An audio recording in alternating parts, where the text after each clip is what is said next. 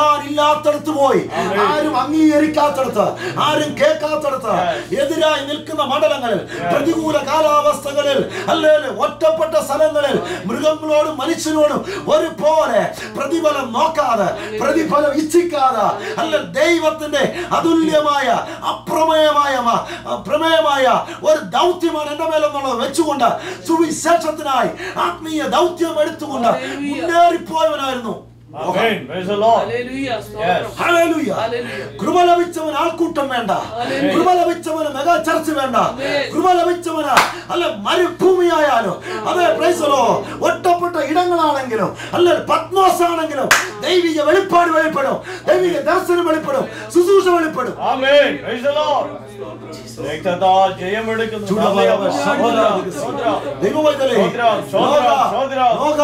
പ്രാർത്ഥിച്ചു, പെട്ടകം പണിഞ്ഞു. ദൈവം പറഞ്ഞതുപോലെ പണിയണം, ദൈവം പറഞ്ഞ പോലെ പണിയണം. ഇത് പണി നടക്കുന്ന അതേപോലെ ശ്രമിക്കരുത്തില്ല ആരാധനയുടെ പണിയെ കുറിച്ചാണല്ലോ നമ്മൾ ഉപസിക്കുന്നത്. ഹല്ലേലൂയ. ദൈവത്തിന്റെ മാതൃകപ്രകാരം പണിതു, ദൈവം പറഞ്ഞിടത്തിരുത്തി പണിതു, ദൈവം പറഞ്ഞവരെ കേറ്റി. ഹല്ലേലൂയ. ഇന്ന് രാവിലെ ദൈവത്തിന്റെ ആത്മാവിൽ പറയുന്നു, ലോക പെട്ടകം പണിഞ്ഞു. Praise the lord. ഹല്ലേലൂയ. ഒരു ന്യായവിധി വെളിപ്പെടുന്നു എന്ന് അറിഞ്ഞുകൊണ്ട് ഹല്ലേലൂയ കൃപയുടെ പെട്ടകം പണിഞ്ഞ ഹല്ലേലൂയ ദൈവത്തിന്റെ സമയത്ത് അതിനകത്ത് കയറി അല്ലെ ദൈവം പറഞ്ഞതുപോലെ ഇരുന്ന ദൈവം വാതിൽ അടച്ചപ്പോ കൃപയുടെ വാതിലിനെ അടച്ചു. ഹല്ലേലൂയ. പെട്ടകം പൊങ്ങി, ന്യായവിധിയുടെ വെള്ളം വെളിപ്പെട്ടു. ഇന്ന് പകൽക്കാലം ഈ ദൂത് കേൾക്കുന്ന ദൈവമേ, ഹല്ലേലൂയ കൃപയുടെ വാതിൽ അടയാറായി. ഹല്ലേലൂയ. കൃപയുടെ വാതിൽ അടയാറായി. ഹല്ലേലൂയ.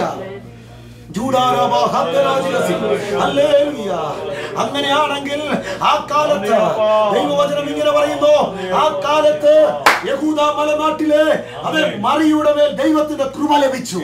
ഹല്ലേലൂയ. അവളിൽ ദൈവവചനം എന്ന വിത്ത് വീണോ, ദൈവവചനം വിത്ത് വീണപ്പോൾ ദൈവത്തിന്റെ ഇഷ്ടം തന്നിൽ നിറവർത്തിക്കപ്പെടുവാൻ, തന്നിൽ വെളിപ്പെടുവാൻ അവളെ തന്നെ ഏൽപ്പിച്ചു കൊടുത്തു. അവൾ അത് ഗർഭം ധരിച്ചു. ക്രിസ്തുവിന്റെ കൽപ്പന, ദൈവത്തിന്റെ കൽപ്പന, ദൈവത്തിന്റെ വചനം ജഡമെടുക്കുവാൻ തന്നെ ഏൽപ്പിച്ചു കൊടുത്തു. നോഹ പെട്ടകമണിയാനും അതിലൂടെ ഒരു വിമോചനം വെളിപ്പെടുത്തുവാൻ ആഗ്രഹിച്ചതുപോലെ തന്നിൽ ലഭിച്ച കൃപയ്ക്കൊത്തവണ്ണം താൻ ഒരു പണിക്കായി ഏൽപ്പിച്ചു കൊടുത്തു. തന്നിൽ ക്രിസ്തു വെളിപ്പെട്ടു. കൃപയും സത്യവും നിറഞ്ഞവനായി അവൻ സഞ്ചരിച്ചു തുടങ്ങി. ഹല്ലേലൂയ. ആ കൃപ ലഭിച്ചവൻ ഹല്ലേലൂയ തുറന്നു വെച്ച ഒരു രക്ഷാവാതിൽ ഉണ്ടായിരുന്നു. ആ രക്ഷാവാതിൽ വീണ്ടെടുപ്പിന്റെ വാതിലാ. അവന്റെ ശബ്ദം കേട്ടവർ, അവന്റെ ആജ്ഞ അനുസരിക്കുന്നവർ അല്ലെ ആ വാതിലിലൂടെ കയറി വരുവാൻ ആഗ്രഹിക്കുന്നു.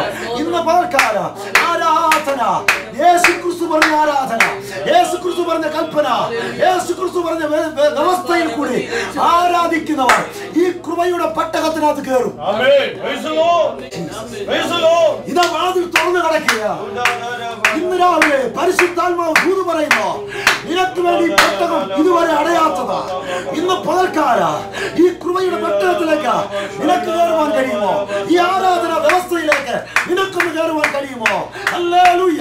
ക്രിസ്തു വ്യവസ്ഥ വെച്ചിരിക്കുന്ന രക്തം ചിന്തിയിട്ടുള്ള ആരാധന, തന്റെ ദേഹമെന്ന തിരശീല കീറിയുള്ള ആരാധന, പാപത്തിന് വേണ്ടി മറുവില കൊടുത്ത ആരാധന, തന്നെത്താൻ യാഗമായി തീർന്ന ആരാധന, സ്വർഗത്തിലെ ദൈവം സൗരഭ്യവാസനയായി മണത്ത തന്റെ പുത്രനായ ക്രിസ്തുവിലൂടെ അത് തുറന്നു വെച്ച ആരാധന. ഹല്ലേലൂയ. ഈ ആരാധന തുറന്നു വെച്ചത് ക്രിസ്തു. ഈ പെട്ടകം ക്രിസ്തു കൃപയും സത്യവും നിറഞ്ഞവനായി അവൻ ഒരു ഒരുക്കിയ വഴിയിലൂടെ അകത്ത് പ്രവേശിക്കുന്നവർക്ക്, ഇന്ന് അവന്റെ ആത്മീയ സത്യത്തിലൂടെ ആരാധിക്കുന്നവർക്ക് ഇന്നും ദൈവം മണക്കുന്ന ആരാധന അർപ്പിക്കുവാൻ കഴിയും. അല്ലേ ദൈവമേ, നിന്റെ ആരാധന ദൈവം മണക്കണം. ഇത് ശ്രദ്ധിച്ചേ. അല്ലേ പെട്ടകം അരാറാത്ത് പർവ്വതത്തിൽ ഉറച്ചു. പെട്ടകം ഉറച്ചു. പെട്ടകം ഉറച്ചത് തന്നെയല്ല, ഹല്ലേലൂയ പ്രത്യാശയുടെ ഒരു ഒലിവുകൾ. ഹല്ലേലൂയ. അത്രയും മാത്രം പറഞ്ഞുകൊണ്ട് ഞാൻ ഇരിക്കുന്നു. ഹല്ലേലൂയ. നിന്റെ പെട്ടകം ഉറയ്ക്കുന്ന നാളുണ്ട്. നാളിതുവരെ നിന്റെ ആരാധനയിൽ ദൈവം പറഞ്ഞ വ്യവസ്ഥയിലൂടെ കൃപയും സത്യവും നിറഞ്ഞവനായി ആരാധിക്കുവാൻ ഇറങ്ങിയിട്ടും നിന്റെ പെട്ടകം ഉറപ്പിക്കത്തില്ലെന്നോ, നിന്നെ ഉറപ്പിക്കത്തില്ലെന്നോ നിന്നോട് വാദിച്ചു നിൽക്കുന്ന ചില മണ്ഡലമുണ്ടെങ്കിൽ ദൈവവൈദ്യലെ ഇന്ന് രാവിലെ പരിശുദ്ധാത്മാവ് ദൂത് പറയുന്നു, നിന്നെ ഉറപ്പിക്കാൻ പോകുകയാണ്. ക്രിസ്തു എന്ന പാറമേൽ നിന്നെ ഉറപ്പിക്കാൻ പോകുകയാണ്. കൃപയുടെ വാതിലൂടെ നീ പ്രവേശിച്ചെങ്കിൽ, ക്രിസ്തു എന്ന പാറയിൽ നീ വെളിപ്പെട്ട ഉറച്ചിട്ട ന്യായവിധിയുടെ വെള്ളം മാറി നിനക്കൊരു സ്വസ്ഥത തരുവാൻ നീ ആഗ്രഹിക്കുന്നു. നിനക്കൊരു പുതിയ ആകാശവും പുതിയ ഭൂമിയും തരുന്നത് നിന്നെ ദൈവസന്നിധിയിൽ ഒരു വിശുദ്ധ ജനമാക്കി തീർക്കുവാൻ ദൈവം ആഗ്രഹിക്കുന്നു. കഴിഞ്ഞ കാലങ്ങളിലെ കലങ്ങിയ അവസ്ഥ മാറി, ശാപത്തിന്റെ അവസ്ഥ മാറി, ഫലമില്ലായ്മ മാറ്റി. ഹല്ലേലൂയ. ദൈവത്തിന്റെ പ്രത്യാശയുടെ ഹല്ലേലൂയ പാറമേൽ നിന്നെ ഉറപ്പിച്ചിട്ട് നിന്നെ ഒരു പുതിയ ഭൂമിയിലേക്ക് ഇറക്കി ഒരു പച്ചയായ പുൽപ്പുറങ്ങളിലൂടെ നടത്തി നിനക്ക് വേണ്ടി മുന്തിരിത്തോട്ടം നട്ടുണ്ടാക്കുവാൻ, നിനക്ക് വേണ്ടി ഒരു പുതിയ മുന്തിരിത്തോട്ടം വെളിപ്പെടുത്തി നിന്റെ ആരാധനയെ ദൈവസന്നിധിയിൽ സുഗ്രാഹ്യമാക്കുവാൻ ദൈവം ആഗ്രഹിക്കുന്നു. ഇവിടെ എഴുതിയിരിക്കുന്ന ഒരു വാക്യമുണ്ട്. നോഹ പെട്ടകത്തിൽ നിന്ന് താഴെ ഇറങ്ങി പുതിയ ആകാശം അല്ലെ പുതിയ ഭൂമിയിൽ ഇറങ്ങിയിട്ട് ഇങ്ങനെ പറയുന്നുണ്ട്, അവനൊരു ആരാധന ദൈവത്തിന് അർപ്പിച്ചു. നോഹയുടെ ആരാധന ദൈവം മണത്തു. ദൈവം എഴുതില്ലേ, നമ്മുടെ ആരാധന നാറ്റം വെക്കുന്നതാകട്ടെ, നമ്മുടെ ആരാധന ദൈവം മണക്കുന്നതാകട്ടെ. ദൈവം മണക്കുന്ന ആരാധന വെളിപ്പെടട്ടെ. ഈ ദേശത്ത് ദൈവം മണക്കുന്ന ഒരു ആരാധന വെളിപ്പെടുവാൻ ദൈവം ഈ പെട്ടകം പണിയട്ടെ, ഈ സഭയെ പണിയട്ടെ. ഈ സഭയ്ക്കകത്ത് ദൈവം ആകർഷിച്ചിട്ട് ചിലര് കയറി വരട്ടെ ഈ സഭയ്ക്കകത്ത്. ഈ ദേശത്ത് ലോക പ്രസംഗിച്ചതുപോലെ, നീതി പ്രസംഗിയായ ലോക പ്രസംഗിച്ചതുപോലെ ഈ കാലങ്ങളിൽ നാം ഒരു ഔട്ട്റീച്ച് മിനിസ്റ്റർ ചെയ്യുന്നുവെങ്കിൽ, ദേശത്തുനിന്ന് ജാതിയോ മതമോ വർഗമോ വർണ്ണമോ നോക്കാതെ പെട്ടകത്തിലേക്ക് ചിലർ കയറി വരുവാനാണ്. ഈ പെട്ടകം ഉറപ്പിക്കും.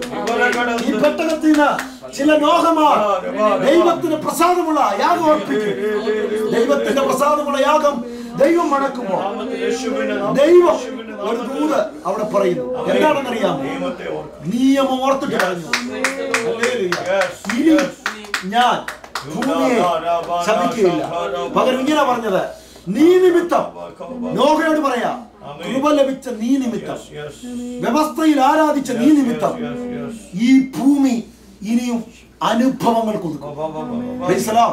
അങ്ങനെയാണെങ്കിൽ നമ്മുടെ കുടുംബത്തിനകത്ത്, നമ്മുടെ വ്യക്തിജീവിതത്തിനകത്ത് ആരാധന യഥാസ്ഥാനപ്പെട്ട നമ്മുടെ അവകാശമാണ് ആരാധന. നമ്മുടെ ഈ അവകാശത്തിൽ വന്ന അന്ധകാര ശക്തികളെ തുറച്ചു മാറ്റിയ ഉറപ്പാണ് ഇന്ന് പകൽ മുതൽ നിനക്ക് ഭൂമിയുടെ ഫലങ്ങൾ ലഭിക്കും, ഭൂമിയുടെ അനുഗ്രഹങ്ങൾ ലഭിക്കും, ആത്മീയ സന്തോഷം ലഭിക്കും, തലമുറകളുടെ അനുഭവം ലഭിക്കും. ആരാധന നമ്മുടെ അവകാശമാണ്. ഇന്ന് പകലിൽ ആരാധനയിൽ ഹല്ലേലൂയ സന്തോഷിക്കുവാൻ ദൈവം നമ്മെ സഹായിക്കട്ടെ. പ്രൈസലോ. അവിടെ പറഞ്ഞിരിക്കുന്ന ഒരു കാര്യം കൂടെ പറയട്ടെ. പ്രൈസലോ. ഇവിടെ ഇങ്ങനെ ആരാധിച്ച് സന്തോഷിച്ച് മുന്തിരിത്തോട്ടം നട്ടുണ്ടാക്കി അതിൽ ആനന്ദത്തിന്റെ സന്തോഷത്തിന്റെ അനുഭവങ്ങൾ പങ്കിടുമ്പോൾ പ്രൈസലോ നോഹ വീഞ്ഞു കുടിച്ചെന്നും മത്തനായി കിടന്നപ്പോൾ സഹോദരങ്ങൾ അല്ല അവന്റെ മക്കൾ അതിലൊരുവൻ അല്ലെ ഹാമിന്റെ മകൻ ഹല്ലേലൂയ ഹാം പ്രൈസലോ അത് കണ്ടു. പ്രൈസലോ. നഗ്നത കണ്ടിട്ട്, അപ്പന്റെ നഗ്നത കണ്ടിട്ട് പ്രൈസലോ അല്ലെ സഹോദരങ്ങളെ വിളിച്ച് പറഞ്ഞ് പ്രൈസലോ ഇങ്ങനെ പറഞ്ഞു, ദേ ഇവൻ കുടിച്ചു കിടക്കുന്നു, ഇവൻ നഗ്നനായി കിടക്കുന്നു എന്ന് പറഞ്ഞ് മറ്റുള്ളവരെ വിളിച്ചു കാണിച്ചു. എന്താ സംഭവിച്ചെന്നറിയാം? അല്ലെങ്കിൽ തലമുറ ശാപഗ്രസ്തമായി. ദൈവം കൊടുത്ത അനുഗ്രഹങ്ങളെയും അനുഭവങ്ങളെയും ആ ഓണം ആസ്വദിക്കുമ്പോൾ പ്രൈസലോ ഒരു പക്ഷെങ്കിൽ പ്രൈസലോ ആത്മീയ ആരാധനയിൽ നമ്മുടെ ആത്മീയ പിതാക്കന്മാർക്ക് വരുന്ന ഏതെങ്കിലും അബദ്ധങ്ങള്, അപജയങ്ങള്, അതേപോലെ ആത്മീയ ഗോളത്തിലെ ഏതെങ്കിലും വീഴ്ചകള്, താഴ്ചകളെ കണ്ടുകൊണ്ട് അതിനെ പ്രൊജക്ട് ചെയ്ത് മറ്റുള്ളവരെ കാണിച്ച് മറ്റുള്ള നിലവാരത്തിൽ അതിനെ വിഭജിച്ച് പ്രൈസലോ പരസ്യോലമാക്കി ആത്മീയ മണ്ഡലത്തിൽ അതേ പ്രൈസലോ ഏതെങ്കിലും നിലയിൽ അത് പരിഹാസ്യമാക്കുവാൻ ആര് ശ്രമിച്ചാലും വേദപുസ്തകം വ്യക്തമായി പറയുന്നു, അവന്റെ തലമുറ മേൽ വീണ്ടും ശാപം വരുവാനിടയാണ്. അതുകൊണ്ട് കൃപ ലഭിച്ചവൻ പെട്ടകം പണിഞ്ഞ് ദൈവകൃപയാകുന്ന അതെ ക്രിസ്തുവിലൂടെ പെട്ടകം പണിയപ്പെട്ട് ഈ പെട്ടകത്തിലൂടെയുള്ള ആരാധനയിൽ അതെ ദൈവം മണക്കുന്ന ആരാധന അർപ്പിച്ചിട്ട് ആരാധനയിൽ സന്തോഷിച്ച് അനുഭവങ്ങൾ പങ്കിടുന്ന തലമുറകളിൽ ഏതെങ്കിലും വീഴ്ച വന്നാൽ അത് പരസ്യകോലമാക്കാതെ അതിനെ അതേ ആരും അറിയാത്ത നിലയിൽ